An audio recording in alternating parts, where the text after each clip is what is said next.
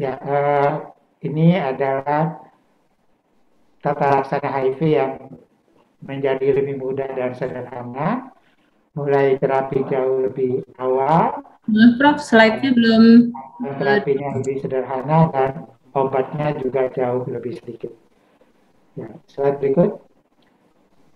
Nah, dengan hal-hal tersebut, seperti juga di global, maka penelasan HIV di Indonesia mengalami kemajuan, penurunan angka penularan, kesakitan, dan kematian. Infeksi HIV yang tadinya merupakan penyakit yang mematikan sekarang menjadi penyakit kronis yang dapat dikendalikan, dan orang dengan HIV dapat hidup normal, produktif, berkeluarga, dan mempunyai keturunan. Slide berikut. Ini memperlihatkan dulu kalau minum obat ARV itu begitu banyaknya, sekarang menjadi obat sederhana, satu kali satu hari sudah mencukupi. Slide berikut. Nah, inilah tujuan kita dengan menggunakan obat antiretroviral. Tujuan kita adalah dalam 1 sampai 6 bulan kita akan mencapai uh, orang dengan HIV itu viral loadnya tidak terdeteksi. Kalau pakai dolutegravir biasanya lebih cepat, tapi pakai yang lain mungkin lebih lama. Tapi rata-rata 6 bulan semua sudah undetectable. Nah, kita lanjutkan 6 bulan yang tidak terdeteksi ini akan terus menjadi tidak terdeteksi. Kalau itu bisa kita capai, maka berarti tidak ada atau amat kecil sekali risiko untuk menularkan pada orang lain, misalnya pasangan seksual. Slide berikut. Jadi kita sekarang berubah rekomendasi untuk melihat efektivitas lebih kepada viral load yang kita lakukan bulan ke-6 dan ke-12, dan CD4 masih kita lakukan biasanya untuk saat permulaan dan 6 bulan pengobatan, terutama sekali untuk melihat apakah indikasi untuk menurunkan kotrimoxazole. Ya, jadi kalau sudah di atas 250, mungkin sudah waktunya untuk menghentikan kotrimoxazole. Slide berikut. Nah, ini masalah-masalah yang kita hadapi. Kita harus berusaha menurunkan angka putus obat. Tadi sudah disampaikan oleh Dr. Teguh, kita harus persiapan odanya supaya sebelum minum obat itu memahami, itu mengurangi risiko putus obat. Kemudian kita masih menghadapi koinfeksi TB, bahkan sekarang banyak yang juga resisten TB. Kemudian hepatitis C kita mulai lagi pengobatannya. Mudah-mudahan semakin banyak yang menggunakan. Terakhir sekitar 6.000 orang, tapi yang lengkap baru sekitar 4.000. Pempticity masih harus kita perbaiki karena masih saja didapatkan bayi yang tertular dari ibu positif. Sedangkan teman-teman yang mengalami adiksi ini biasanya akses untuk layanan kesehatan itu menurun sehingga perlu didampingi dengan navigator supaya mereka mudah untuk mencapai layanan kesehatan.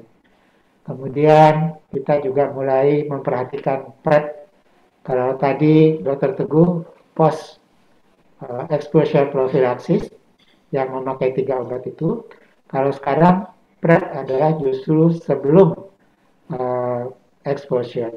Jadi misalnya seorang pasangan mempunyai pasangan seksual yang positif dan pasangan seksualnya itu minum obatnya tidak teratur, maka dia berisiko untuk tertular.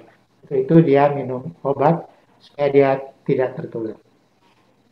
Dan nomor 6, terutama sekali dalam masa pandemi ini merupakan masalah besar. Saya banyak sekali mendapat informasi dari teman-teman ODA bahwa jualannya yang tadinya jual teh botol, jual snack dan sebagainya, modalnya sudah habis karena waktu pandemi ini pembeli amat berkurang. Jadi masalah kesejahteraan dan keluarga ini perlu kita perhatikan. Slide berikut. Nah, kita masuk ke masalah dolutegravir. Dalam panduan kita yang di slide berikut yang disampaikan oleh uh, Dr. Teguh tadi, ada kekhawatiran, ini tahun 2018, bahwa dolutegravir yang dipakai pada trimester pertama saat konsepsi, ini kalau kita bandingkan dengan yang non-dolutegravir atau dengan efavirenz atau yang HIV negatif, maka yang dolutegravir itu angka kejadian neurachup defect-nya itu lebih tinggi, 0,94 dibandingkan 0,32 dan seterusnya. Karena itulah ada himbauan untuk hati-hati memakai dolutegravir ini pada trimester pertama. Tapi ini data sudah agak lama. Data yang terbaru menunjukkan bahwa terutama tahun 2021, ternyata kita lihat slide berikutnya, angkanya makin menurun. 2020 bahkan sudah sekitar 0,2, hampir sama dengan orang-orang yang memakai obat bukan dolutegravir. Slide berikut. Slide berikutnya. Slide berikutnya adalah mengenai tahun 2021 yang update sekali. Di sini kelihatan bahwa kelompok konsepsi dolutegravir, non-dolutegravir, dan efavirenz itu lebih kurang sama, tidak ada perbedaan. Begitu juga antara yang pregnancy, yang dolutegravir dengan yang HIV negatif. Sehingga kesimpulan sekarang adalah sebenarnya dolutegravir itu aman untuk trimester pertama. Tapi memang pedoman kita masih hati-hati pada trimester pertama. Kalau akan digunakan, maka gunakanlah dengan komunikasi yang baik dengan ibu hamil. Dia memahami bahwa ada risiko, tetapi bukti-bukti baru menunjukkan bahwa angka neurachup defect itu ternyata tidak lebih tinggi dari yang lainnya pada penggunaan dolutegravir. Jadi kesimpulannya, dolutegravir sekarang dianggap aman pada trimester pertama. Slide berikut. Bagaimana dengan COVID? Ya, slide berikut. Ini juga tentu baru. Ini angka-angka 2021 yang menunjukkan bahwa ini di Afrika Selatan. Slide berikutnya. Terlihat di sini bahwa memang HIV itu agak lebih mudah terkena infeksi COVID-19 meskipun dia minum obat ARV. Dan kalau kita lihat baik pada severity dari COVID-19 maupun hospital mortality di antara orang-orang dengan HIV itu yang beresiko adalah usia di atas 65 tahun, kemudian laki-laki, kemudian diabetes dan hipertensi. Ini adalah faktor-faktor untuk terjadinya severity. Sedangkan hospital mortality juga lebih kurang sama, usia, laki-laki, diabetes dan hipertensi. Jadi ODA dengan keempat kondisi ini harus hati-hati karena kalau terkena COVID, maka severity maupun hospital mortality-nya jauh lebih tinggi. Slide berikut. Nah, jadi orang dengan HIV itu berisiko tinggi tertular COVID. Apalagi kalau ada usia lanjut, diabetes, hipertensi. Ya. Nah, antiretroviral bermanfaat untuk HIV, tetapi tidak untuk COVID-19. Jadi penggunaan aluvia yang sering digunakan untuk COVID-19 ternyata itu tidak terbukti. Lalu kita juga perlu perhatikan pada penggunaan dolutegravir. Tadi kan Dr. Teguh sudah memperlihatkan bahwa kita kalau minum suplemen zinc, mangan, Fa itu 2 jam sebelumnya barulah minum dolutegravir. Jadi karena dolutegravir ini banyak kita pakai, maka harus hati-hati karena banyak teman-teman ODA yang juga berusaha meningkatkan kekebalan tubuhnya dengan vitamin dan suplemen. Sedangkan suplemen itu kalau diminum bersamaan dengan dolutegravir itu dapat menimbulkan interaksi. Jadi kita harus beri informasi kepada teman-teman ODA kita kalau minum beberapa suplemen yang ada dalam daftar Dokter Teguh tadi harus ada jarak 2 jam baru minum dolutegravir. Slide berikut. Mengenai vaksin COVID-19. Slide berikut. Apakah vaksin COVID-19 itu ada penelitiannya pada ODA? Ya, slide berikut. Ya, kalau kita lihat Sinovac yang banyak dipakai dalam penelitian uji kliniknya tidak menyertakan ODA. Novavax yang protein subunit ada ODA, tapi nggak banyak, hanya 201 orang.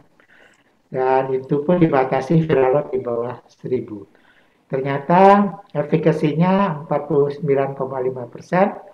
dan kalau tanpa ODA itu 60%. Sedangkan AstraZeneca ini juga pasiennya sedikit sekali sehingga analisanya juga tidak terlalu baik bisa diberikan. Slide berikut. Moderna ini 176, efek sampingnya lebih kurang sama. Kemudian Pfizer 196 orang, tidak ada analisisnya. Johnson & Johnson kita tahu ini viral vector, ini banyak, 1218 orang. Dan di sini perbedaan antara yang mendapat vaksin, yang ODA dan yang tidak, itu tidak bermakna karena jumlahnya amat sedikit.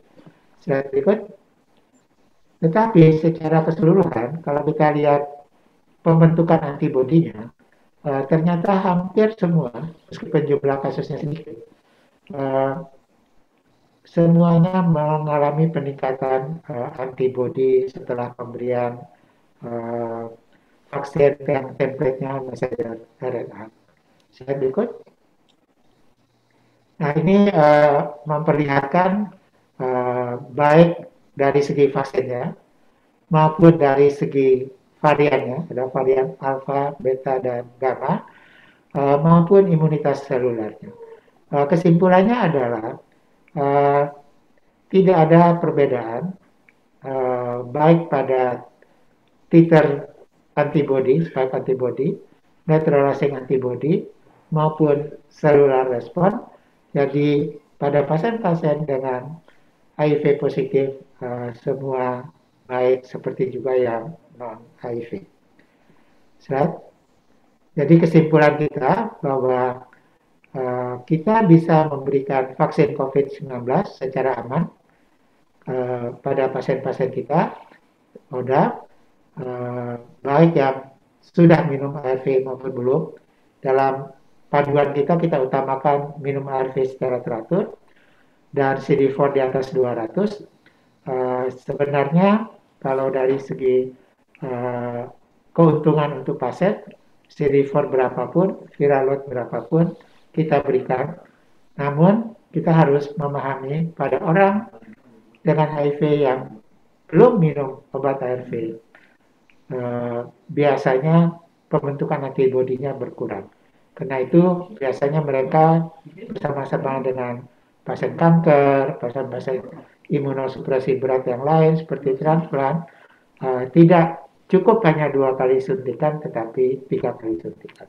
Tapi di Indonesia ini belum diterapkan, kita masih memberikan 2 kali suntikan karena masih banyak anggota masyarakat yang belum mendapat suntikan pertama dan kedua.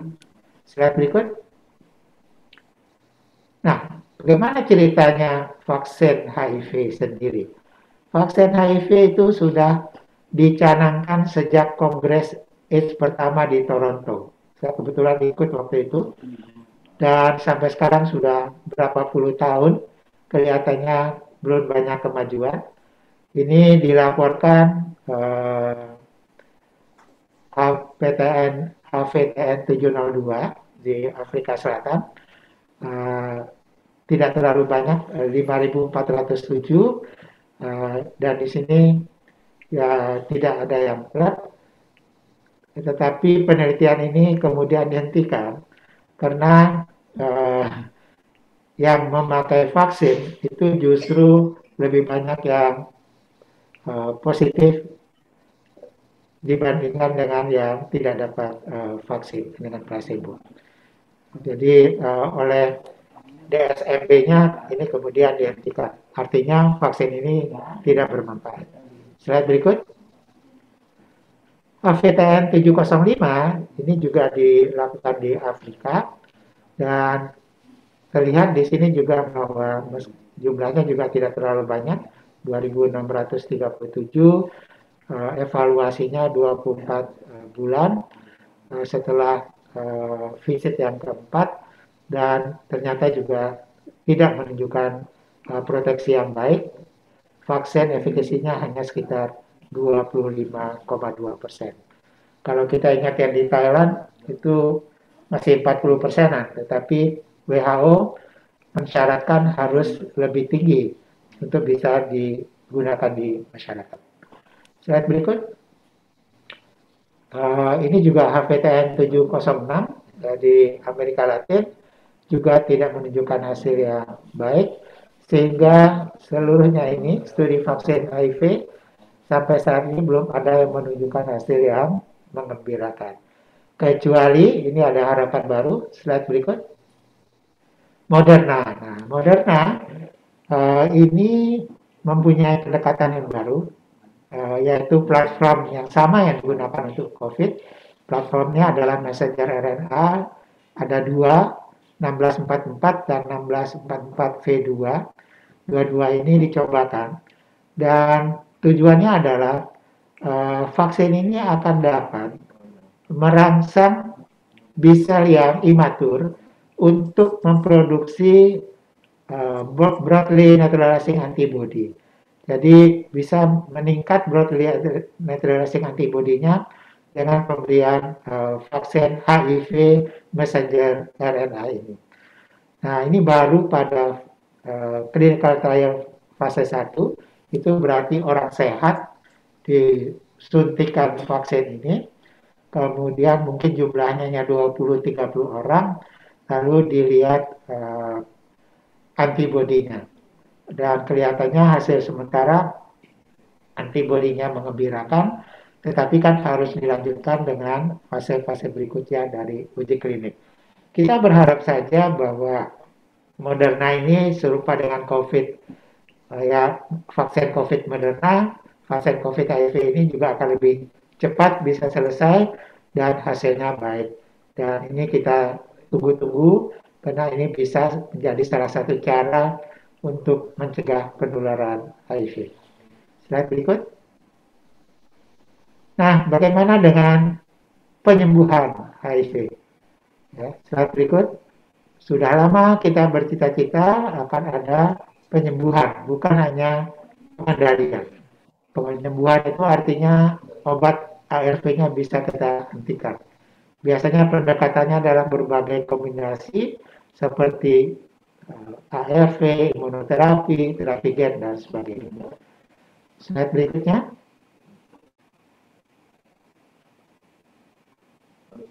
Ya, kelihatannya hasilnya sampai sekarang masih belum mengembirakan.